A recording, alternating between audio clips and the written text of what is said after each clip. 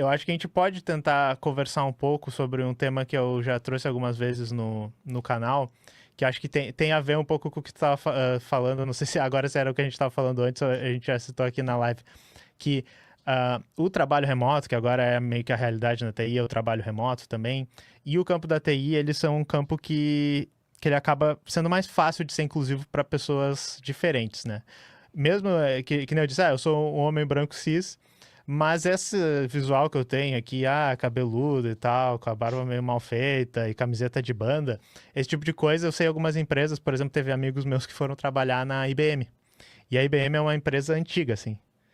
Todo dia é de terno, todo dia, sabe, chegando 8 da manhã para bater ponto e sai, né, 5 da tarde. E eu não conseguiria fazer esse emprego, sabe? E ser valorizado nesse emprego, imagina. Então, isso aqui tem isso, e daí tem que nem você estava falando, às vezes pessoas que são minorias políticas, pessoas trans que estão tentando, às vezes, lidar com a questão de imagem do seu corpo, conseguir trabalhar à distância em num campo que é mais, enfim, que nem a TI é interessante. Eu achei legal essa análise, eu nunca tinha ouvido falar sobre isso e eu acho que é legal. Então a gente poderia começar a falar um pouco por aí. E daí tem uma coisa que mais tarde a gente poderia falar também, que eu fico pensando sempre, que existe como é que é um backlash, como é que a gente fala isso? Existe um movimento contra, digamos assim, um movimento conservador na TI, que tem um pouco a ver com aquele movimento do pessoal dos games, que fala que tudo é lacração e tal. Existe esse movimento contra que eu sinto que é uma resistência à inclusividade da TI. E eu acho que é uma discussão muito boa, mas então vamos falar um pouco sobre isso, de repente pegar a tua perspectiva, né, que é uma pessoa nova no campo. Claro. E se eu não me engano, a gente falou disso no off, mas vamos Ah, a lá, gente né? falou Eu no acho off, né? muito. Mas eu acho muito importante justamente a gente falar sobre isso, né? Primeiramente, eu quero comentar de um evento que eu participei da Omelete, né? Eu estava me formando nesse curso da Microsoft, estava me destacando e eles pediram para mim falar, né? E eu fiz esse curso pela Soul Code, né? Que eles fazem bastante bootcamps, né? Voltados para pessoas com deficiência. E daí, na apresentação deles, né, da qual eu também me apresentei, eles começaram a mostrar, né, os números. Tantas pessoas com deficiência formada, tantas pessoas com deficiência pretas formadas. E daí eu coloquei um questionamento ali, né? Quantas pessoas com deficiência trans foram formadas? Né? E a partir disso, né, eu acho extremamente importante a gente deixar claro que, por exemplo, esse bootcamp que eu fiz foi de graça, da minha casa. Aí todo mundo pensa, legal, dá para estudar de graça e tal. Primeiro, quem tem condição de só estudar, né, extremamente fundamental colocar isso em pauta. E mais, né, a gente tem que lembrar, por exemplo, né, do meu recorte, né, enquanto mulher trans e travesti, né, que foi justamente sobre o que eu quis, né, levar como questionamento ali, 90% de nós está na prostituição. Que pessoa que está na prostituição está super bem da cabeça para fazer um bootcamp gratuito, né, depois um monte de programa. Gente, assim, é muito delicado. A gente está falando de um recorte populacional que sofre muito, tá? Até para me preparar para a live aqui, né, é um dado da revista Gama, apenas 4% das mulheres trans, das pessoas trans e travestis estão em trabalhos formais. 4%. Nós estamos falando de 96% de trabalho informal. Apenas 16,5, se eu não me engano, li esse dado hoje também, né, tenta sobreviver também por outros métodos, senão que não a prostituição. Então, é muito delicado, gente, é muito delicado. Não basta ser gratuito. Aí entra toda a questão, né, do que a gente fala enquanto marxista, né? A gente tem que olhar para a materialidade. Como que a gente vai, a partir da materialidade, fazer com que essas pessoas, né, pessoas assim como eu, vão ter acesso a um estudo de qualidade gratuito? Não é só ter o curso gratuito, a pessoa tem que ter casa, tem que ter moradia, tem que ter estabilidade emocional, financeira, né, então, não tem como a gente falar de uma classe trabalhadora imaginária, né, que é hétero, cis, branco, normativa, sem deficiência, né, porque isso é falso, é completamente falso, né. E claro, né, pessoas com os mesmos recortes que eu, específicos, talvez não tenham tantas, mas a diversidade é tremenda, né? E daí a gente entra justamente no que a gente estava comentando, né, sobre a questão do mercado de trabalho, né? É muito mais confortável para a população nos ver por telas do que nos ver pessoalmente, do que nos ver no mercado, do que, né? Então, a gente infelizmente acaba sendo muito forçadas a migrar para áreas, né, que têm empregos mais voltados para um home office, talvez quiçá um híbrido, né, justamente para a gente se afastar um pouco e ter um pouco mais de respeito e um pouco mais de dignidade, porque as pessoas não querem nos ver pessoalmente.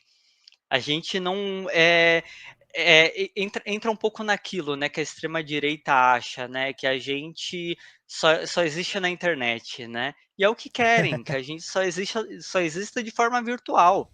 Que a gente não exista saindo da nossa casa, indo para um ponto de ônibus, que nem já me aconteceu, e eu volta e meia falo aqui no canal, de pararem o carro perguntando se é programa. É perigoso. É muito perigoso para mim sair de casa.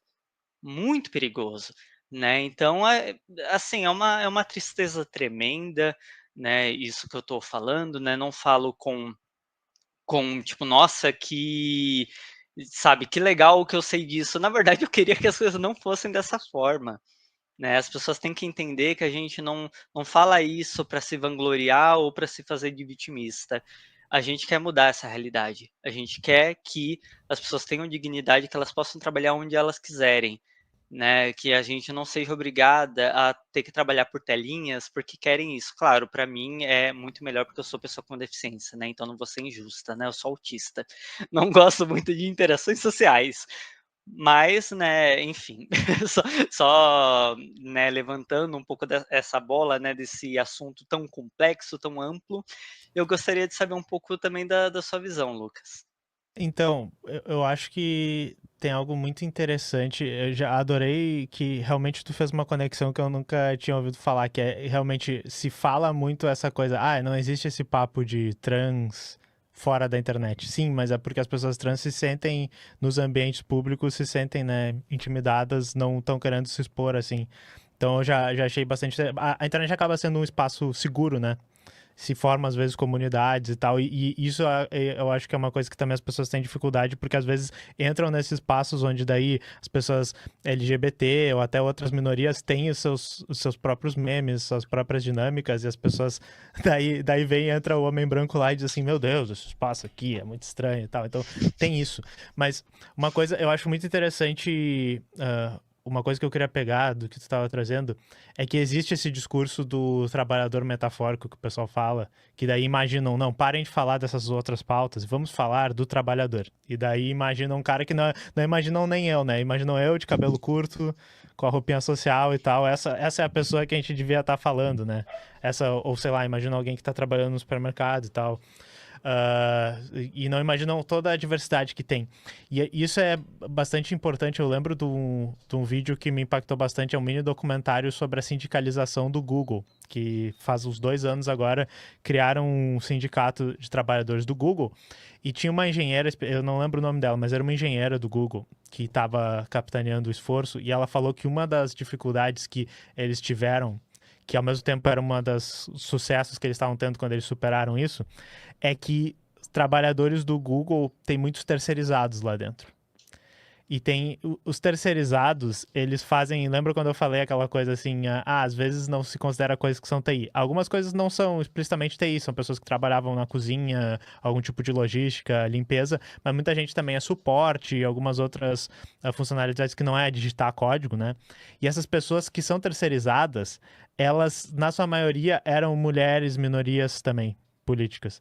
Então ela chamou a atenção para uma dinâmica que não fica tão clara, que é assim, os trabalhadores mais precarizados acabam fazendo parte de minorias políticas. Tem muito a ver com isso que tu estava dizendo. Já tem várias dificuldades para enfrentar na tua vida, dificuldade do estudo, geralmente essas pessoas vão estar mais marginalizadas da sociedade.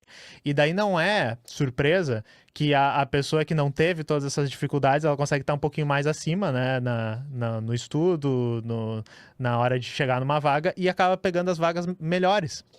E daí o que ela estava tentando explicar, assim, olha, se os trabalhadores não se enxergarem juntos, não se enxergarem assim, olha, esses trabalhadores são trabalhadores do Google aqui também. Lutar pelos direitos deles, né, que tem das vagas mais precarizadas, ajuda a lutar pelos meus direitos também. Se a gente criar essas divisões, que a princípio não são de raça, não são, né, de orientação sexual, não é de gênero, porém, uh, se a gente diz que são apenas de classe, a gente perde o recorte de por que, né, a classe é moldada e molda todas essas outras coisas na sociedade. Então, acho que isso é aí que eu gosto de falar, né, no meu lugar de fala de homem branco cis, é aí que eu gosto de chamar a atenção, principalmente quando eu tô falando para outros homens brancos cis que talvez achem que esse papo é, entre aspas, lacração, esse papo está, sabe, fugindo das pautas da classe trabalhadora. É aí que eu gosto de fazer essa interseccionalidade, porque uma coisa que eu sempre falo é assim, a pauta da classe trabalhadora, ela não é a pauta de uma pessoa abstrata, é a pauta de todos os trabalhadores. E se é todos os trabalhadores, é a das mulheres trans, é a dos homens trans, é a das pessoas que são LGBT, é a das pessoas negras, né? É a das pessoas asiáticas, então, é das mulheres, dos homens. Então, não é a questão de vamos comprimir isso tudo numa pauta apenas. Na realidade, é questão de saber todas as pautas. E só que daí, claro, não quer dizer que a gente não tem que tentar ver de uma maneira mais geral, né? Porque se perder nas minúcias, às vezes pode causar muita briga quando não precisa. Então eu gostei muito também do que tu chamou, que assim, pô, a dignidade entre, sabe, assim, entre aspas e assim, expandir esse conceito já seria uma boa, porque se a pessoa tem acesso à educação, se ela tem acesso à alimentação, a uma casa, por um preço, né, justo e conseguir tirar um tempo para fazer um curso, isso é dignidade, isso é que a gente está buscando. Mas, enfim, não perder de vista, porque eu não gosto dessa simplificação, que daí, que nem a engenheira do Google falou, vocês já perceberam que são homens brancos nesses cargos de programação, de DevOps, essas coisas, recebem mais, e são pessoas, né, mulheres, são pessoas negras, são pessoas trans, são pessoas homossexuais, que estão nos cargos mais desvalorizados, né? Por que isso acontece? Às vezes as pessoas se tentam explicar isso sem explicar economicamente, pelas dinâmicas sociais, fica extremamente complicado, porque daí as pessoas têm que inventar motivos na cabeça dela de por que, sei lá, o homem branco ele tá sempre no topo. Mas não é, né? É social. Eu acho que é por aí que eu gosto de analisar, geralmente o tipo de análise que eu tento trazer, sabe? Uhum. E é isso mesmo, né? Tipo, a gente não, né, que nem a mensagem da minha esposa, né, ela comentou aqui, a Lu, ela falou assim: a tal classe trabalhadora homogênea que não tem identidade nenhuma, tudo homem, cis, hétero, branco. Ou seja, tem um monte Exato. de identidade, né? É. Quando a gente, quem tem é um negócio que eu falo muito, né?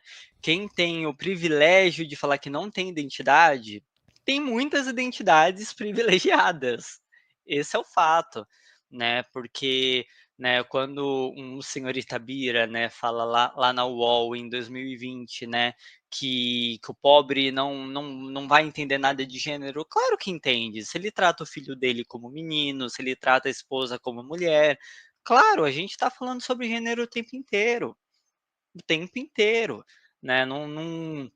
As pessoas não são ignorantes, né? E é um negócio assim que eu fico muito preocupada, né? Quando tratam a classe trabalhadora como burra, né? Porque a partir do momento que a gente trata, né, a classe trabalhadora como burra, a gente perde a classe trabalhadora, né? Todo mundo tem lá uma faísca revolucionária, só que às vezes isso é tão perdido, né, no meio, num pensamento hegemônico, que isso acaba virando fascismo, né? E a gente tem que justamente resgatar essa pessoa, né, e mostrar, pô, sabe o incômodo que você está tendo do preço das coisas?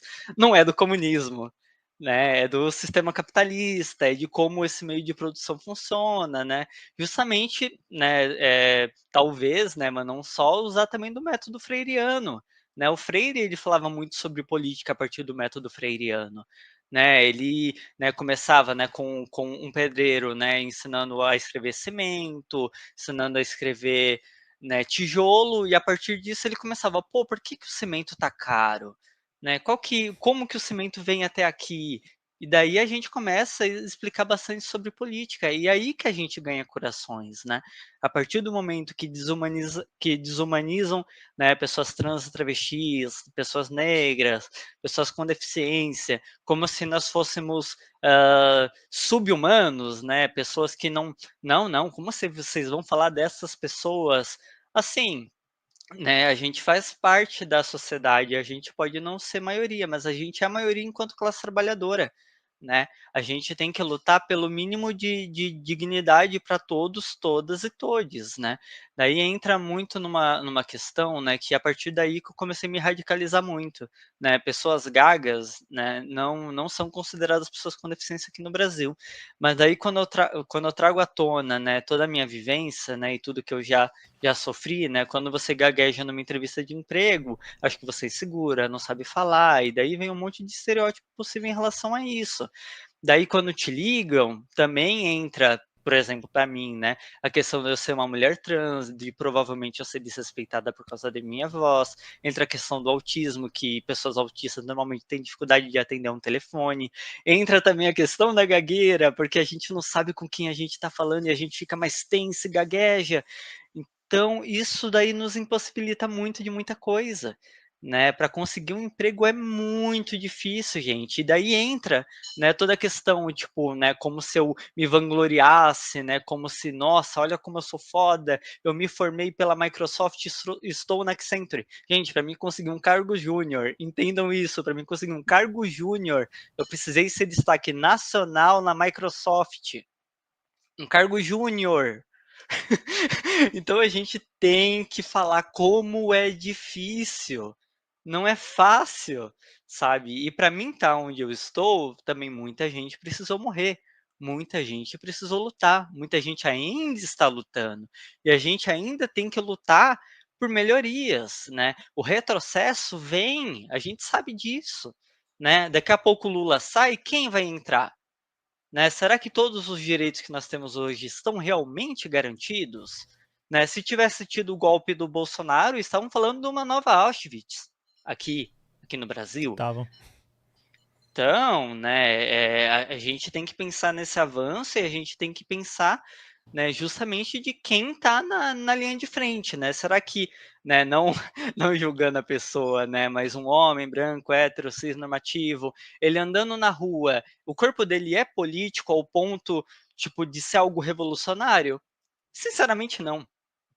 Né, sinceramente, somos nós que, a partir do momento que nós pisamos na rua, a gente já vai ser extremamente marginalizado e jogadas às traças do sistema, né? Aí a gente não consegue emprego, a gente perde nossa família, a gente perde tudo e a gente não tem nada, né? E a gente tá lutando, né? E justamente, né? Se a gente fala de uma luta marxista revolucionária, né? A gente tem que olhar para todo mundo que está na linha de frente, né? Para todo mundo que está lá sofrendo na pele a sua identidade, né? Para todo mundo poder avançar, né? Porque para mim, por exemplo, né, eu sei que eu estou me estendendo muito, que eu me Não tem empolgo problema. falando, mas, né, expectativa de vida de pessoas autistas, 36 anos, expectativa de pessoas trans travestis, 35 anos, eu estou com 25, né? Se a gente fala numa revolução comunista daqui 20 anos, será que eu vou estar viva?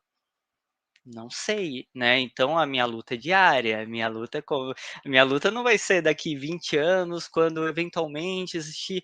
Não, a luta é diária, né? E essa é uma preocupação que eu tenho, né? Da gente não ficar esperando, né? A gente tem que olhar para todos os corpos e entender que a luta é diária para existir e sobreviver. Diária. E às vezes nem sobreviver a gente consegue, né? É bem delicado.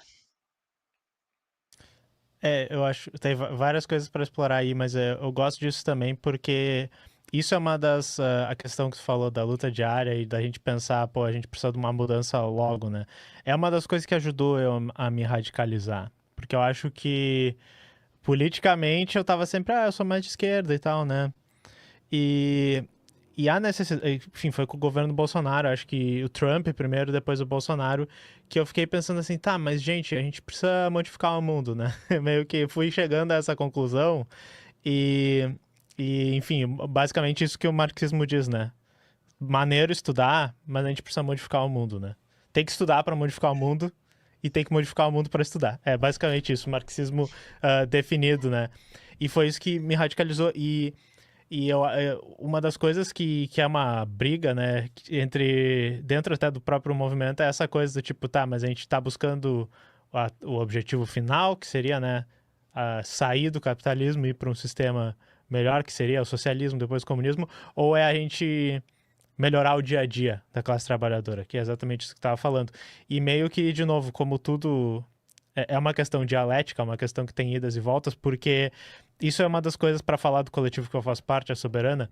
A gente começou a organizar mais agora. A gente tem o Sameca, que é Saúde Mental Camarada, que é um projeto que cresceu de dentro do coletivo. Hoje ele é o que a gente chama uma frente de massa, que é um espaço onde a gente consegue organizar trabalhadores de uma classe específica, que é a classe de psicólogos. E no futuro, já podemos dar spoiler, para mais áreas da medicina a gente vai estar indo. E é um coletivo, né, que está conseguindo fazer atendimentos de psicologia a preços... não é exatamente preço social, é o preço que as pessoas podem pagar. E também tem conseguido, para os trabalhadores da área, um preço melhor, né, um pagamento melhor do que se consegue de plano de saúde. Então, realmente, assim, tá conseguindo, na prática, melhorar a vida de trabalhadores dessa área e de pessoas que estão procurando atendimento. Inclusive, um recorte dos atendimentos que existe é que são muitas pessoas LGBT, né? Muitas pessoas trans, muitas pessoas que têm dificuldade em encontrar um profissional. Tu faz parte do Eu Sameca também, faço. como... Ah, que bom. Eita, gagueira. Eu faço, no caso, toda a parte psicológica pelo Sameca, e é Que bom, é. importante demais na minha vida. Então, vê se tu corrobora aqui o que eu estarei relatando agora. A dificuldade de achar profissionais que a gente consegue confiar, né? Que vão ter uma visão política que não vai chegar e ela vai dizer, já pensou em não ser trans, sabe? Já pensou em, sabe, se adaptar. Porque essa é a discussão, né? Se adaptar ao mundo, no final, essa é a discussão do marxismo também. Se adaptar ao mundo ou mudar o mundo. E claro que a gente não pode mudar o mundo hoje. Mas o que que eu tava tentando dizer, eu acho, com esses nossos projetos, é que ao chegar na classe trabalhadora, seja nos trabalhadores daquele campo ali da psicologia com Sameca, seja nas pessoas que estão recebendo esse atendimento, nós estamos mudando um pouquinho o mundo. E essa mudança contribui para a mudança maior e o objetivo final, né? Tem que haver uma troca. Não é só a pequena mudança, porque às vezes a gente anda em círculos, né? Mas também não é só assim, tudo é bobagem, porque tem um pouco a ver com o papo que eu tô dizendo. Tudo isso aí que vocês estão fazendo é bobagem. Temos que pegarem armas, não sei o que, aquele discurso burro que o pessoal diz, mas se você não der um tiro hoje, como é que chegaremos à revolução? Não é isso, né, pessoal? Pô, é tanta coisa para fazer e, enfim, mas o que eu tava querendo dizer um pouco é que eu acho que isso é interessante, isso que tem achado.